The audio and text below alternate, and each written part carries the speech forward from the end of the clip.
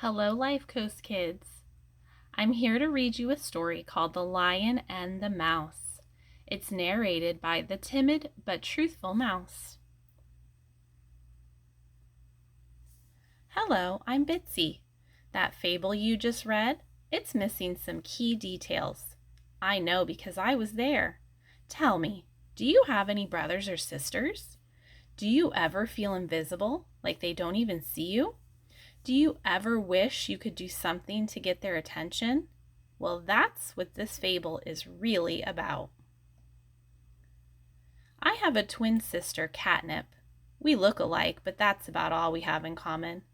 Catnip is great at sports. She won the tail ball championship and the treetop challenge. She even won third place in the owl bowl. She and her friends run around the forest, jumping off the highest vines and chasing the scariest shadows. Me? I barely got through puddle paddling class. My hobbies are weaving baskets and hunting for letter-shaped sticks. Until the lion came along, Catnip never asked me to play with her, but the lion changed all that. One day, while I was braiding my whiskers, I overheard Catnip and her friends. They were talking about their next adventure. And we'll climb over the log and run around the prickle shrub 3 times. Then we'll touch the golden flower, hop over the sleeping lion, and climb to the top of the bitternut tree.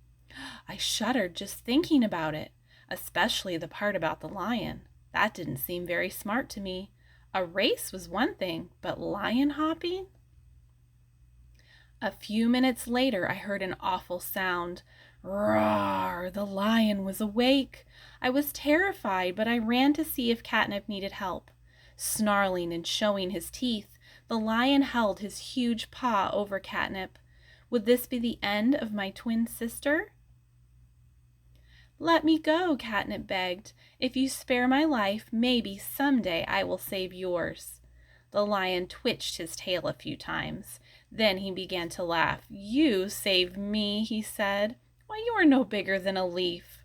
I might be small, but there's a lot I can do, Catnip said. The lion lifted his paw. Go, he said. You woke me up from my nap, but at least you made me laugh. Catnip darted toward us. We all caught our breath. That was close.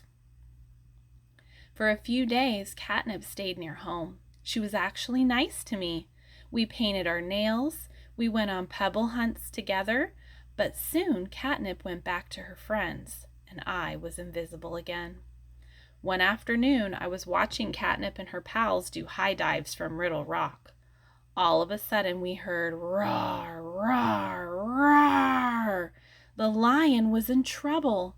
I ran out to Catnip. Come on, I shouted. Maybe the lion needs you. We found the lion tangled up in a hunter's net. Go, chew through those ropes, I said, nudging Catnip. Set him free before the hunter comes back. Catnip froze. I can't do that, she said, her eyes wide. But you promised you would repay the lion for sparing your life, I said.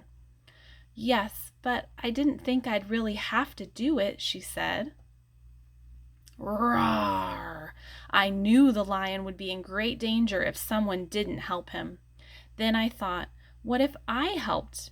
This was my big chance. If I freed the lion, I would be doing something very kind and very, very brave, and I would never be invisible again. I ran out to the lion before I could change my mind. It's me, I said, trying to make my voice sound like Catnip's. If you stay still, I will chew through these ropes. The lion stared at me. Do you mean it? He asked. I nodded. He calmed down and I got to work. I chewed and chewed and chewed. One by one, the ropes snapped. Finally, the lion was able to twist himself free. I'm sorry I laughed at you, he said. You were right. A mouse can help a lion. Then he bounded off into the forest. I turned around. Catnip and her friends were watching me with their mouths hanging open. Wow, sis, Catnip said. You were amazing. Since then, Catnip has played with me every day. I'm getting a lot better at Kick the Acorn, and it turns out that Catnip is very good at spotting letter-shaped sticks. So, what's the moral of this story? Those who show great kindness and bravery can never be invisible, and that's the truth. So I hope you enjoyed this story and a different version of the story of the lion and the mouse. And I will talk to you soon.